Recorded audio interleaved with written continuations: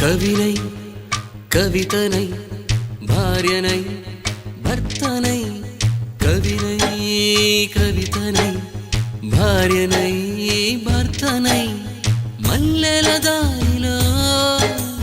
మంచు ఎడారిలో మల్లెల దారిలో మంచు ఎడారిలో పన్నీటి జయ గీతాల కన్నీటి జలపాతాల